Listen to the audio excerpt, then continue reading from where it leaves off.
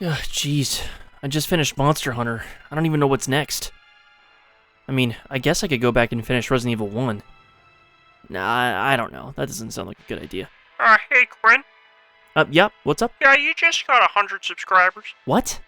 Did you just say 100 subscribers? Oh, shit! Starting off as a mildly hungover young man with bright aspirations, performing my very loosely termed challenge run for a potentially new career, I was very excited about getting my first few steps back into Raccoon City.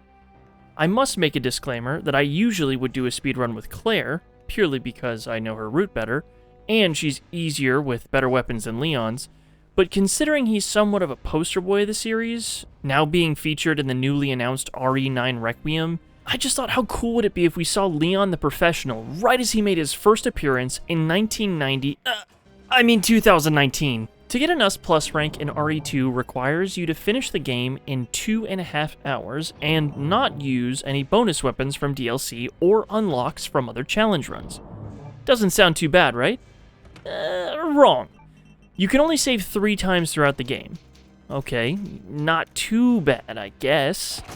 But on hard difficulty, if you die, you then have to reset back to the last save. No checkpoints. Enemies almost always put you immediately into danger anytime you take any damage, and everything requires 7 bajillion bullets to be put down permanently. Now that is a mild exaggeration, but sometimes you're just like, just please, no! Starting out, my favorite strategy to get past the Zambos is to take out their legs, as occasionally, even when you put them down, zombies can just decide to wake up at any given moment. Which is meant to be a scare tactic, but what it actually does is piss me off. I mean, come on! That way, at least if they do wake up, the only possible way they can deal damage is if you go directly in front of them in a straight line. It's not foolproof, but it's still my preferred method of traversal. Stunning is also incredibly important. If you know you will enter an area only once or twice, you may not want to expend that much ammo on a single enemy. Therefore, my recommendation is to either still pop them in the leg or the head until they react with a stumble or lynch their head backwards respectively.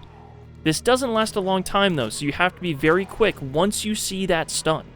The second they flinch, you run. Speaking of knowing if you're going to be in an area once or twice, you have to learn your pathing and know exactly what you need and where it goes beforehand.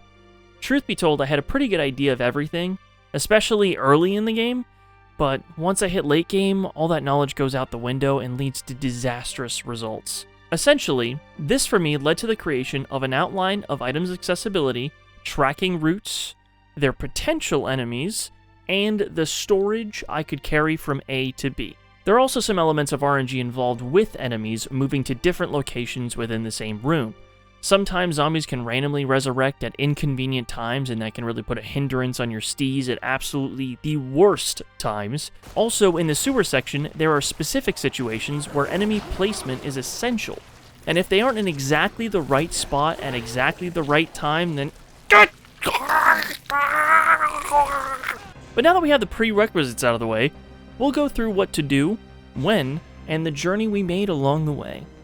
Starting at the gas station, the trick here is to completely disregard any semblance of human life by running past the bleeding officer and then do nothing to help the other one, because it's our first day on the force and, quite frankly, I'm looking to move up quick. After his feast, the first zombie is hungry for more, but we quickly kneecap him and move past, grabbing the key to escape. Run through this hallway like so, and you will avoid any damage, including the stumble. Remember, the trick here is to conserve as much ammo as we possibly could. Oh, shit! Well, Claire Redfield and Leon get off to the wrong start, but it's okay because she started with a first aid spray, so she's fine. We demonstrate our inability to drive a stick shift as we crash into a gas tank. I mean, at least we're okay. Oh, my back. All of this is pretty simple thus far. Run away from the zombies in the city and just follow the route as per usual. I'm not used to keyboard and mouse movement yet, so there are times where I will slip up and take completely unnecessary damage, but that is a sacrifice I'm willing to make. Once entering the police station, the true run really begins. And this is where my memory of the game is at its strongest, yet still isn't that great. Our goal is to head off to the right into the spookiest part of the station, and then grab the book with the information on how to get out of the station, but we just entered the... Huh. Now that I'm writing it and now reading it, it feels awkward that we did all this effort just to get to the station, just to get out of here. Forget it. Let's move on. Benny had to split, and so do we. Allow the cop to run over the desk and head on at him. Use the room to the right to loop around the two zombies, and then just do your best to get past this big guy on the right. It's like a 50% chance I'll ever avoid him. Anyways, the ammo is nice here, but what's most important is that we grab those boards that he's protecting. Grab them quickly, as these are single-use items that can seriously help out this run by boarding off one of two hallways predominantly. Head back and we meet Marvin! Hey, buddy! Oh, thanks for helping me out. Oh, I appreciate that. Hold up, shut up for a second. Let me get changed really quick. Okay, what's up? Huh? Cool. Alright, I gotta go. Use the knife and... Hey, give me the knife. Give me the damn knife. Let it go. Let it go, Marvin. Thank you. Use the knife he gives you to access the hallway that is actually my favorite one to board up completely. Don't place any yet, though, until you get to the end, where you can place the planks right in front of a zombie's face in, ironically, a very funny image. Jump through the window and make your way to the spade key, which is on the 3rd floor. Here, there's plenty of room for optimization if you'd like to go for the Magnum, which is entirely optional and can eat up some time and inventory space. You will go for the book in the library. If you aren't, then the only reason to head to the statue room later is for the weapons locker card key, something I don't ever really take note of. For my first run, I don't know any puzzle solutions, codes, or save combinations, except for the one cap locker that I never really forgot. But I learned all these naturally in my first run, and thus took a big time sink with that decision, but, you know, such is the nature of learning a speedrun, though. I doubled back to the original hallway to board up the windows quickly, which is a safety strat that I like to employ that can save some time, healing items, and ammunition. Something to note that I did not realize with the hardcore difficulty is that there's quite a few differences from standard. Resident Evil totes this interesting, adaptive difficulty that runs in the background. Hundreds of values are constantly changing as you play, depending on how well you're playing. Essentially, the better you perform, faster you progress, high accuracy, and no damage taken, the harder the game will become, and rather quickly too. If in 30 minutes you are playing optimally and perfectly on standard, enemies' health values and damage the player receives increase, and the amount of ammo you can craft from combining gunpowder decreases. This is to dynamically keep the game engaging. However, this leads to the game becoming equal to hardcore difficulty pretty quickly. Yet it can go easier on you if you keep dying at a certain section, or only barely get through every encounter. This, albeit incredibly interesting and unique mechanic, is unfortunately not in place at all on hardcore. Enemies' health values are high across the board. You are 2 hits away from dying pretty much always. You suck at crafting ammo, apparently, and that's just something you gotta be comfortable with. That's why a little kiss on my cankle will quickly send me to the nearest urgent care. Once we finish the east side exploration, Marvin gives us a call that he's found something really interesting. When we catch up, he shows us this woman he's been stalking. Take a look. This is kind of messed up. I'm not into this. Whoa. After unlocking the spade rooms, we ditch the key and ensure our inventory is as empty as we feel comfortable with, and head to the west side of the station back into the spooky room to meet up with Claire. She made it! Thank goodness. We playfully flirt with her for a little and then get back to work. Grab the valve handle in the office and the fuse as they are necessary for progression. The only other item I would argue that you need is the flash grenade on the desk. All else is not needed, but it is nice to have. Take the bolt cutters, valve handle, and weapons locker keycard back to the east side of the mansion, and you'll see the boards we took some time to set up are now coming into full effect, blocking every single enemy in this area from entering the hallway. It's funny how planning works out. Running through, use the bolt cutters on the adjacent room to use them up and then get rid of them. I unlocked this door here, but I don't recommend this. This is probably the single strongest way to get rid of Mr. X later by jumping through the window if the door is locked. Despite his ability to literally just walk through a wall if he wanted to, he won't unlock a simple deadbolt to get to you. Those hands were just made for other things, it seems. Now that we've used up the bolt cutters, discard them and continue to the armory to get the shotgun and its relevant ammo. In a cute little detail, I like that it starts unloaded and then must be reloaded with the adjacent ammunition. That's completely realistic. I like that they did that. That's a cool little thing. Anyways, we get the extended magazine for Leon's handgun, the Matilda, do the save combo for the hip pouch, expanding our maximum inventory, and then head to the second floor to use the valve handle, check the lockers, and head to the STARS office. Unfortunately, I wasn't playing perfectly on this run, so I have a mostly full inventory. Entering the hallway just before the STARS office, we can see our first licker. I don't like him, but these guys are blind, so despite our instincts, we can just walk right on by. In the STARS office, there's a lot of good stuff in here. The battery for progression, a red herb, a flash grenade, and a first aid spray. I only have enough room for the battery though, so we'll be back. Walk back on out, and this time continue down the hall and to the left to unlock the door that shows one of the 3 puzzles that we need to solve in order to head to the next section of the game. Again, playing optimally, we would get the unicorn medallion here at this moment. Back in the library, this is the time to get anything you still might need, as the next time we'll be here, we will need to be moving much faster. I like to ensure that I take the knife on the cop as it's one of the best items in the game, and we will see why later. I also like to move this stack of books to the right now, rather than later, as we will have much less time later to do so. This also frees up some handgun ammo, so ooh, yay! Head up to the ladder, and we have our very first spooky moment, and one that can be very difficult to do perfectly. Combine the battery with the detonator in the attic, and then place the C4 on the wall. You will have 10 seconds to leave, so use this time to grab the handgun ammo on the wall to the left. I don't, because I'm an idiot. And stand by this bookshelf, as this is our escape route that will be blocked off upon detonation. When the bomb goes off, fix the bookshelf and don't panic. You will hear the licker scream, but it's not in the room yet. The zombie which fell from the ceiling is, so either avoid him or take him out. Solve the statue puzzle. I say loosely, as the answer is literally right there in the book. Don't be fooled into believing that the licker is coming for you while solving the puzzle, though. You'll hear his footsteps gaining on you, despite time locking anytime you're in a menu like this. You got plenty of time, barring the speedrun. Once you grab the medallion, you have 2 options. Get past the zombie on the right, or face the licker on the left. If you do have the shotgun, you can quickly get past the zombie. But in this specific instance, you do not have the luxury of walking past this licker. It will always be hostile. I almost always get grabbed, but I always try my hand at the zombie.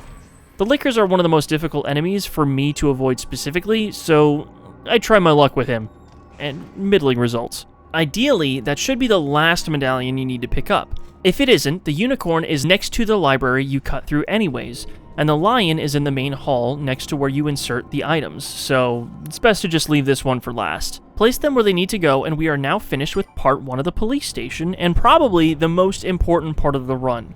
If you don't start strong here, you can really mess yourself up later. So far, I feel pretty good about the run though. We had some small hiccups at the beginning, but I think we got a strong foundation, and, you know, nothing's gonna slow us down.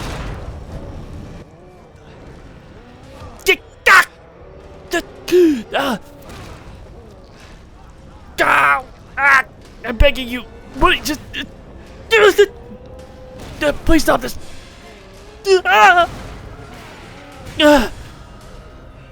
Ow. All right, you 3-eyed freak, put him up.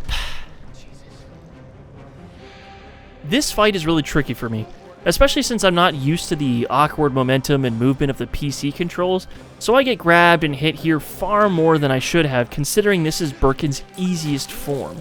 It's a bit of a scuffed fight, you know, and I take a lot of ammo, heals, and secondary weapons out on him, but, you know, hey, we got him. To make up for the cost that I had paid, I loop around the arena and gather anything I can for later. After heading up the ladder, there are some items on the right before heading back over to the left and pulling the lever, so I'd like to take those too. There are only a few moments in the game where you have to wait and take a breath, and this is one of them, so relax. We can do this. We're kind of sort of almost there. But first, we have to cut through my stepson's favorite place, the garage. Once in here, our goal is to get through this section as fast as possible. Obviously, why did I write that? In a weird design choice, in order to progress the game, we have to interact with this card reader despite not having the key. I distinctly remember one playthrough where I wasted a ton of time looking around for what to do here and was so annoyed when I found out that this was the solution. We kiss a little pupper, and that makes me think, you know, animals should be protected. Besides their zombification, a dog is... Oh, whoa! Hey, what the hell? Oh, whoa. Who is that? Hey, yeah. I hate dogs too. See? Look!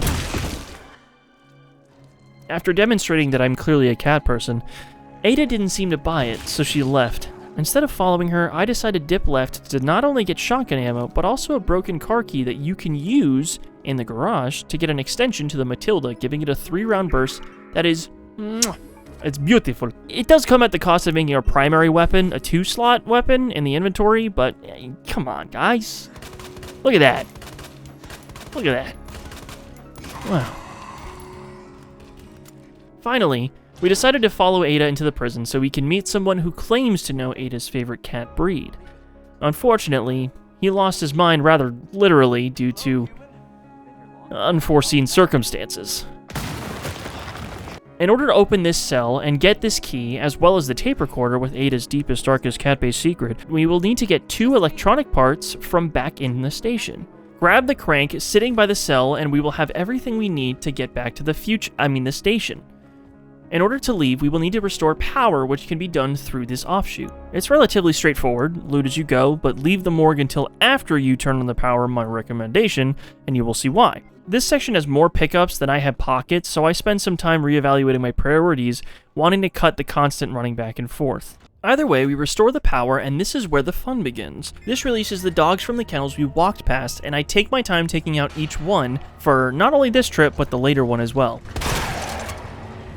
Finally, this is where we will stop by the morgue and pick up the diamond key and a flash grenade. This triggers the zombies to attack with my favorite/least favorite original RE2 song. The reason why it's my least favorite is because it just freaks me out. Here we will kneecap the one by the door and head on out of here. Making our way back to the gun range where we found the car key, I used the diamond key on this door to find a red herb and an optional film roll. Yeah, this was an unnecessary sacrifice if there ever was one. Fuck! Pass through the garage again and head to the door and enter the station once more. Now we are on the west side of the station that was previously inaccessible. This leads to the other hallway that the boards are useful to use, but at this point we likely have the resources to navigate through the enemies here better than the first hallway at the beginning anyways. That's why I like to do the original one rather than this one. Dipping to the right, we will get one of those 2 electronic parts, some magnum ammo, and other goodies in this save room. Load up the box in here and we gotta move. We wasted a lot of time in the garage taking out the dogs and the unnecessary back and forth with the diamond key room. Now I had a pretty good idea of my route, and I had more faith in myself than I realized. After getting through the enemies and Benny with his splits, we beeline it to the second floor where we can use the crank to open up the next section. It's in this specific area where I make the worst mistake anyone can make for this type of run. I forget the large gear. Not a problem for Claire, but as Leon, his fat ass breaks the ladder on the way down, preventing you from returning. Worst of all, I didn't realize it until it was far too late.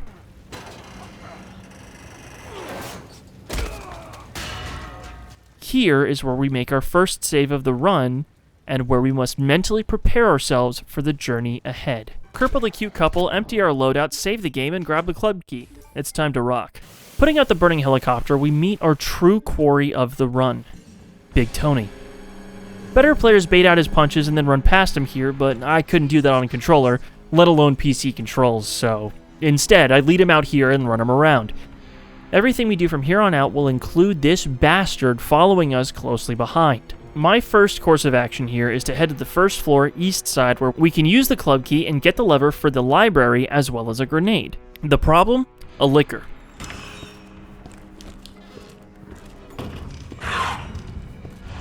He lives in this hallway, and if we don't kill him here, he will move on to the adjacent one. This is the moment where I will demonstrate why we should not have unlocked the deadbolt after using the bolt cutters earlier. If Big Tony is behind us, which he absolutely will be, we can leap through the window and he won't be able to follow us, right? No. He will just follow in the next room because we unlocked that door that almost specifically no good speedrunner will ever use because we're not going to be double backing. This could lead to the worst choke point in the run because the female zombie on the second floor will now be awake and waiting around the corner to grab you. One of the 2 original zombies will have woken up unless their heads were popped, and if you didn't kill the licker previously, well, you have a lot to deal with here. We will return here soon for our final visit to the weapons locker for a hip pouch, ammo, and a knife. I then decide to head upstairs and use the lever in the library, freeing the bookshelves, and did you know that you can move all of them at the same time? I played this game for months when it came out, and always moved one at a time. Apparently you don't need to do that, you can just grab them and move them all at once. This is also a very scary part that needs you to be very fast and lucky. Let go of it! Oh, oh, oh. We then cut back in the Stars hallway to use the diamond key and find the second of the 2 mini safes, which hold blank keys for use in the weapons locker room. Give me 1 second real quick. Oh my.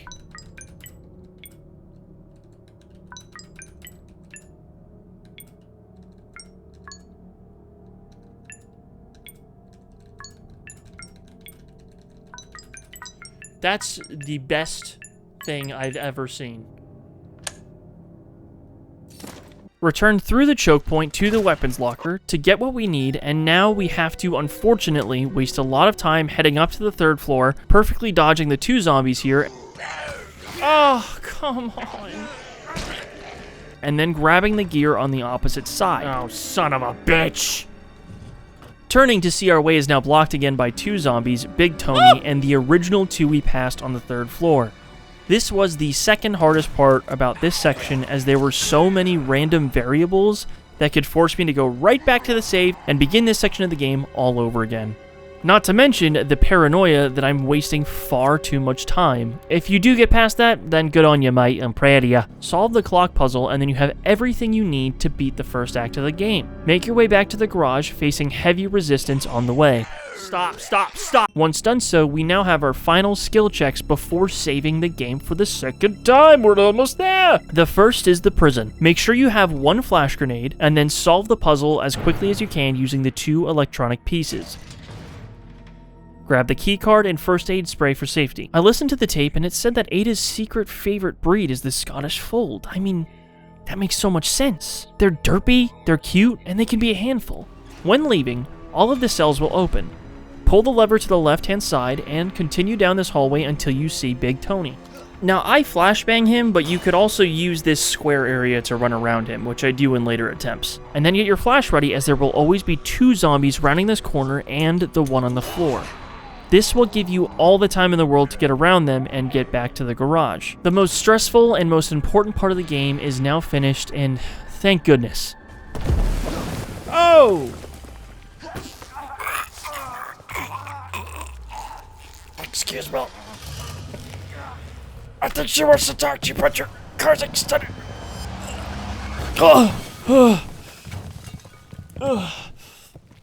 Warranty. Ada listens to the tape and informs us that we couldn't have been more wrong. She hates Scottish Folds, and now we're back to square one. Damn. Cutting through the gun shop, we get an upgrade to the shotgun and some additional ammo, and a gun shop that carries grenades? Is that a thing? Hey, Ada! Oh, whoa! Kendo argues with us for a little bit, and then he lets it slip that his daughter is in fact a dog person. You could see it on her face. Ada doesn't like that, so she moves in. We stop her because just because someone disagrees with our opinions does not mean we should ever resort to... Oh. Heading into the sewers, we have to deal with something I'm very familiar with. An alligator. This part is easy, but considering one mistake is an instant game over, my palms were clenched and my bumhole was sweating. Thankfully, it's easy enough. Start on the left side and keep alternating after each bite. You'll be good in no time.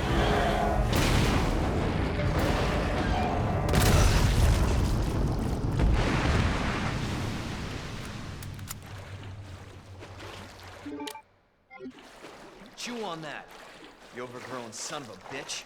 The next part is stressful, but as long as you know your route, then it's as easy as pie. Ada's ultimate rival, Annette, knows her secret and that Ada is after her. Blinded by White Knight syndrome, Leon dives to save Ada from a hail of gunfire, taking one in the shoulder. We now play as Ada, and we essentially are in a big puzzle. Given a secret, weapon?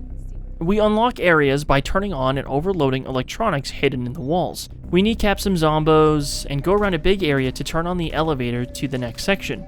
Upon doing so, somehow, Big Tony returns. You only have a few moments to open up the door, reroute the power to the fan, and overload it before he arrives. That is, if you find the power box correctly. That's not good. I don't know what I was doing. I was trying to use that corner to, like, run around him.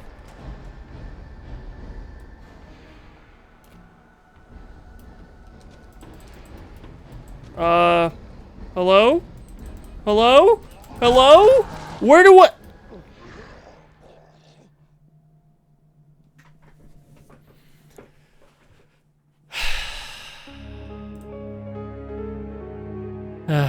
This was a low point for me. We were at the last stop before saving the game and moving on to the next section. That means we have to go all the way back to here. Oh, man. Rather than retreading old ground, I perfectly blitz through this section and get back to Ada's. Oh my god. This time, removing my own skull from my rectal cavity, I perfectly solved the puzzle and the one inside after the incinerator. Back in Leon's shoes, we're in quite the shitty situation, literally. We run over to get to the next save point in what I will call the plug room. It was close, but we finally made it. Our second save of the run. Finally, I have achieved something that I've been working for at this rate, a cumulative total of 3 hours into recording. The sewers are actually very streamlined, but I don't know that yet and waste a lot of time exploring.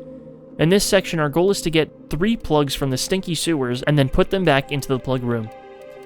This requires looping this labyrinth for a little bit and then circling back and forth to optimize the run. However, in my hubris, I did not trust my current weaponry to get the job done. So I took a very long way around to use the turntable key, head back to the station to use the second and final use of the club key. Use the red gem from the king statue in this box to get a STARS badge. This gives us access to the Magnum in the STARS office, and then access to the upgrade of the Magnum back in the basement near the entrance to the sewer. Ugh. This ate up so much time, but I was confident that I needed this weapon. Back in the sewers, I progressed through my usual route, which allowed me to very closely slip around each and every one of these fat sewer guys, of which I can't remember their names. They are massive bullet sponges, and it is important to avoid them as much as possible through very specific means. 1. Most of them start in a state where they're fully submerged underwater. Shoot them to force them out and stun them. This will give you an opportunity to slip by. Make sure not to stand too close, as they will stun you, and then they'll share their findings with you. 2, you are completely immune from anything they can do if you are out of the water, so use this as an opportunity to wait for them to submerge once more and then slip past them as they duck into the poo water. Head down this elevator to grab the rook plug and then head back up to the plug room to either place the plugs correctly or throw any excessive bullets, weapons, ammo, etc. in the box. We'll need as much free inventory as we can get. These guys are run enders, and therefore will be taken out with extreme prejudice. Now with all my loot stored, I head to the sewer section, and it's literally cancer. We have to get past 3 fatties on the way in and 3 on the way out. It is also one of the most RNG-dependent sections in the game. The middle fatty is where boys become men, because my best advice is to just hug the right wall and run like hell, and if you get past him, make sure you are quick enough to now hug the left wall as the ones coming through the pipes on the right-hand side. You're halfway there. Good job. This section here has a plug puzzle. Solve it quickly and grab the flamethrower in the process. Just be careful of the one zombie in here who drops down and becomes aggressive when you get the king plug. Sometimes he would just grab me in inopportune moments and I would just lose some time and health, and I'm like, jeez, it's just such an easy section. Don't underestimate him, and if you're like me, don't underestimate your own incompetence. Heading back through hell, try and bait the closest fatty to submerge in front of you. This is where you might not want to use a secondary item and just get him out of the way on your way out. Drop down to the left of him and try to escape, but if he grabs you, either tank it or use a secondary, depending on your availability. There's a blue herb on the way to this route, so hopefully you have that to clear the poison. Once you get past him, hug the left wall, and if the middleman is not in the way, you should have plenty of time to clear it. If he is there, do your best. The last guy is the easiest to avoid. Run towards him until he emerges. He will always do a charging grab attack. Jump up the ledge onto the right, and once he's past you and doing the ending animation, you have some time to drop down, and then you're essentially done with the sewers. Great job, man. You're almost there. For my first attempt, it went significantly cleaner than I would have thought. Now we're well on our way to the second boss fight. Fucking piece of shit! I told you he's gonna be a run ender! Placing the plugs in their proper places, we proceed to a precarious puzzle, picking up pieces of healing items along the way. At the start of the second Birkin fight, I run around and hope for the best. Thankfully, this is one of the least damaging attacks in the game, so if it clips you, just know you get 1 to 2 freebies before you're put in the caution. After 5 jabs, he will meet you at the shutters, push past him, and haul to the open arena, which unfortunately is easier said than done. What? In this arena, I don't have many tips here. Send the crane back and get ready to get good at dodging his attacks. Avoid his grabs and deal as much damage as you possibly can. The important thing here is that you want to ensure that he's down for the count in front of the crane and that you were close enough to activate it so he doesn't recover fast enough to end up dodging it. After the first hit from the crane, quickly reset it and begin aiming for his eyes anew. His back eye is far weaker than the one on his arm, so that's the best one to go for, but do what you can. I had a very rough fight here, but it's okay because I'm so awesome and handsome. Now we're on our way to the lab. Hey Ada, we're doing a speed run, right? And it's like pretty much all from memory, but like we're killing it. And we're so like...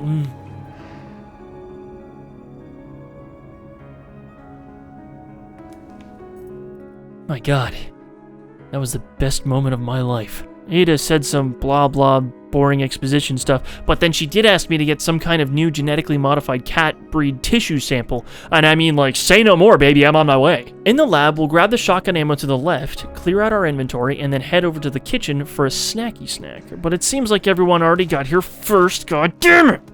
We grab the grenade, flamethrower ammo, gunpowder, and knife on the way to this bastarding bastard who's ever been a bastard.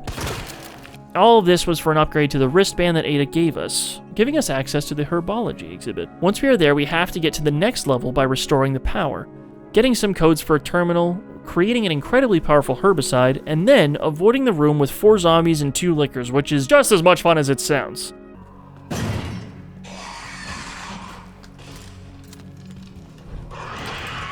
Oh...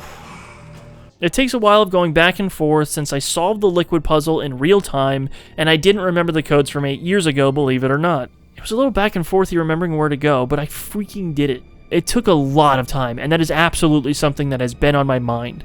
But remember, if I die here, it's back to the sewer yet again, so I'm trying to be as safe as possible. These Ivy enemies that I'm running past are scary for 2 reasons. 1, they're a one-hit kill without a secondary item, and 2, they will always get back up unless you burn their bodies, something that's advised normally, but now it just takes up too much time. Instead, shoot a pimple and they will be stunned for a few seconds, giving you an opportunity to run past, very similar to how a zombie would be. Just please make sure you hit your shots. Fuck. I do the liquid puzzle very quickly on the first try because I am chosen by the Resident Evil's eldritch god to succeed at every turn and return to the dispenser, only to realize I forgot to freeze it. Solution temperature is outside acceptable range. Heading back to the freezer room, I do so in the slowest cutscene imaginable.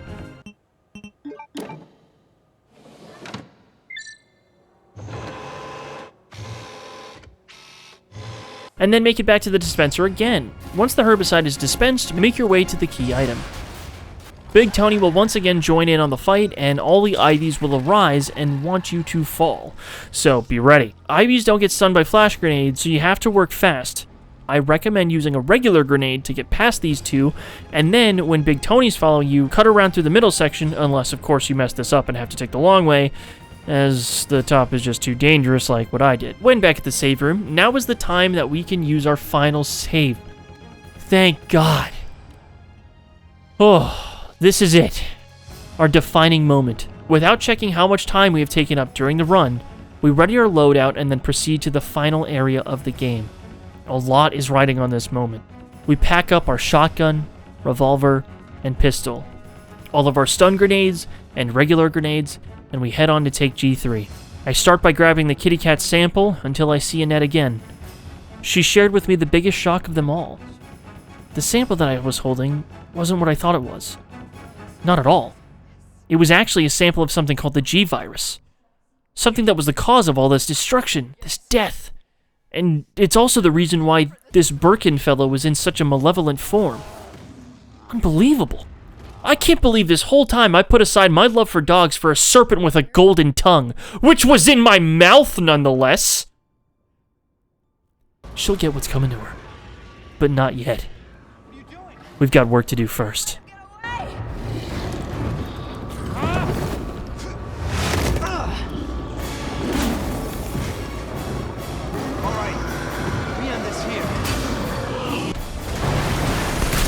Jeez. Whoa. Uh-oh. I like that I can't move there.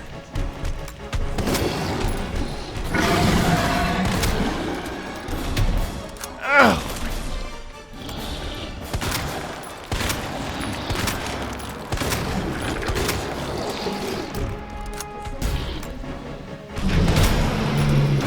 Really? Oh my god, I got nicked on the fucking corner. Oh, that sucks.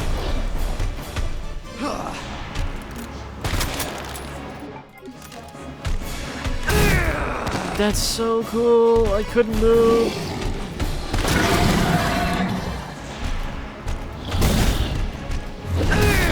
Where am I gonna go?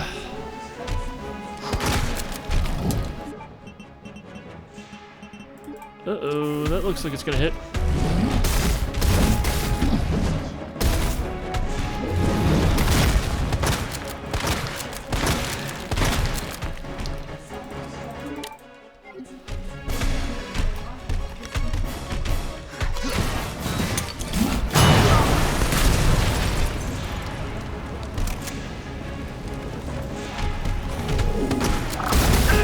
That's so fucking cool that I can't fucking see your fucking weak point.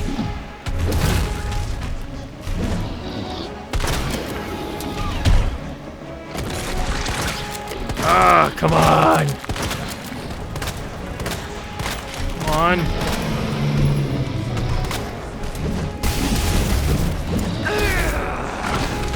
Oh, this isn't looking good, guys.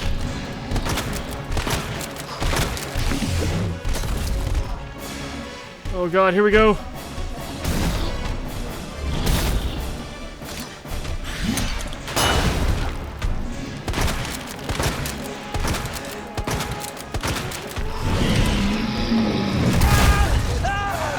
What? No, he didn't even fucking hit me. Ah.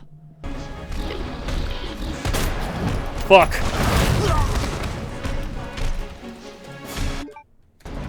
Let me pause the game. Oh my god. Come on. I hate this fight so much. Oh my god. I'm not gonna make it. This is where I die. I love this motherfucker. With how smooth everything was going on this run, I believe that this would, yes, be a stressful fight, but also an easy dub nonetheless. I couldn't be more wrong. I couldn't believe it. After such a successful run, so little went wrong throughout, and I finally hit my brick wall. It seemed no matter how much damage I dealt, he wouldn't go down.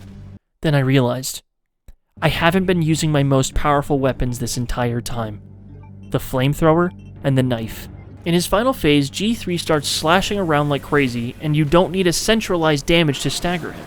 Therefore, as long as I can get to this phase, the flamethrower could finish him off. And in periods where he's down, I use the knife to slash his eyes like crazy. The knife is not only Leon's highest DPS, barring the flamethrower, but it also saves the ammo I use to keep myself at range while G3 is active. With these tactics in mind, we start our next attempt. Bring me a dream.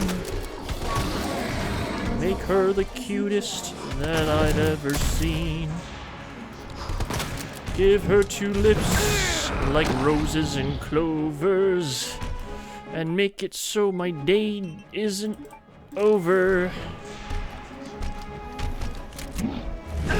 Like, what am I supposed to do? Actually, what am I supposed to do?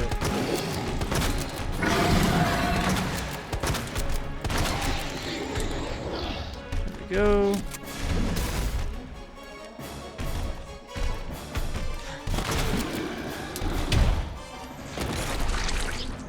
Okay, I heard knife is the best way to go here.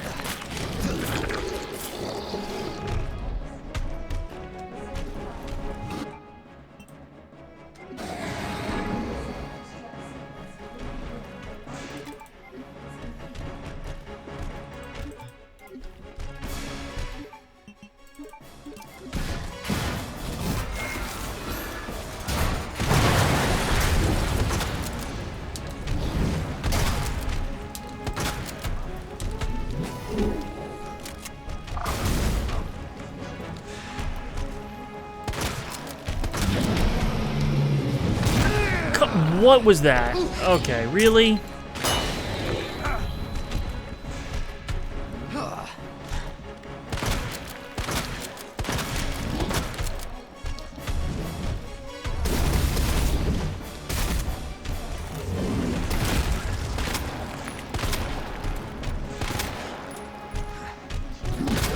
Whew.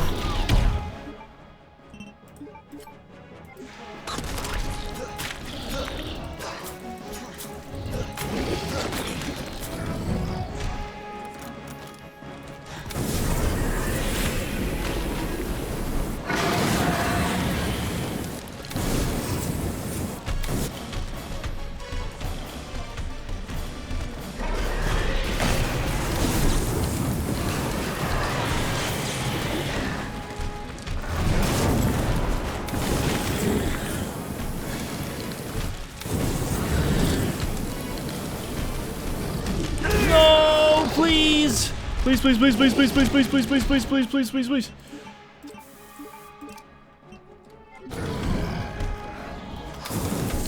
Come on.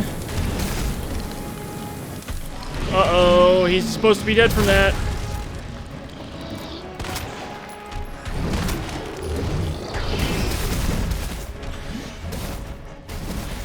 That's handgun ammo.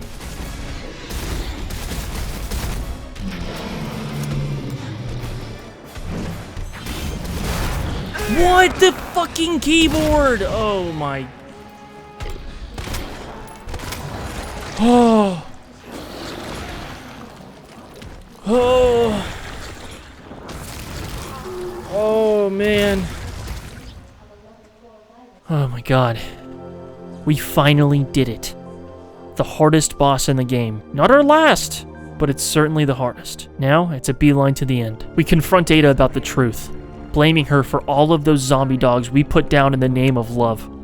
You played me for a fool. I can't believe I let you kiss me. Ada, no! Look, I didn't mean what I said. I'm sorry. I'll forgive you and I'll give you any of those samples you want, I promise. But after how much I was stressing from that last fight, my hands were still sweating. Take care of yourself, Leon.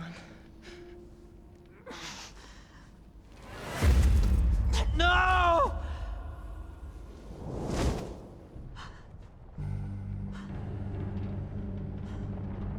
We failed. We didn't get the girl, but at least we can save this run. Let's do this. We have made it through so much. We've been defeated so much, and we have lost so much. But it all comes down to this. I'm done running from Big Tony, but you know what? I'll fight him on his terms. I drop all but knives, grenades, and heals, and I fight him man to man. AC tries to do his insta-kill attack. I don't trust myself to time the knife properly.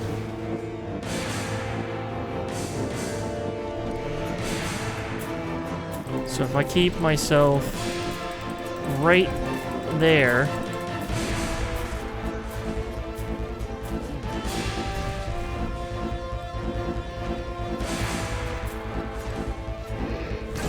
Ouch! Unlike that.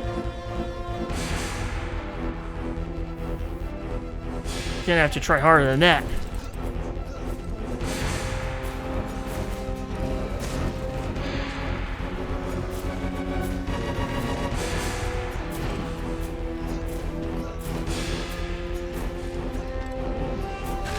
Ow.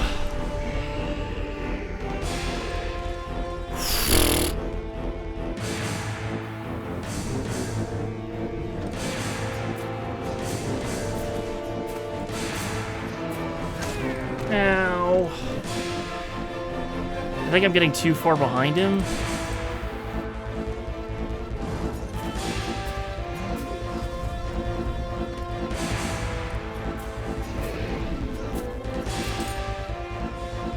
Oh shit.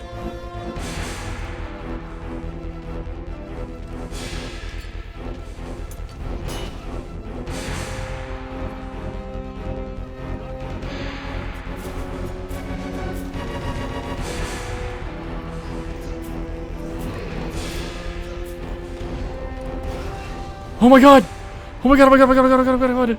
Oh my god. No way. No way, no way, no way, no way, no way, no way.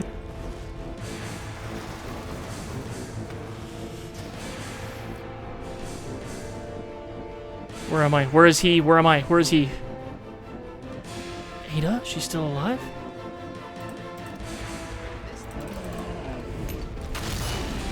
Okay, I guess he's immune to flashbangs.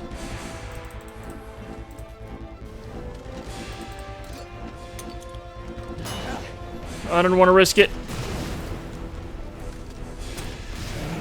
Oh.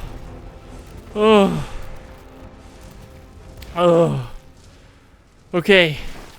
We just can't take any damage from now until the exit. Now, I have never done this before, but I saw Susie the Spear Hunter doing it once on stream, and it was the most inspiring thing I've ever seen, so we gave it a shot. We blow up the final few zombies and make our way to the exit. I can't believe it's finally all over.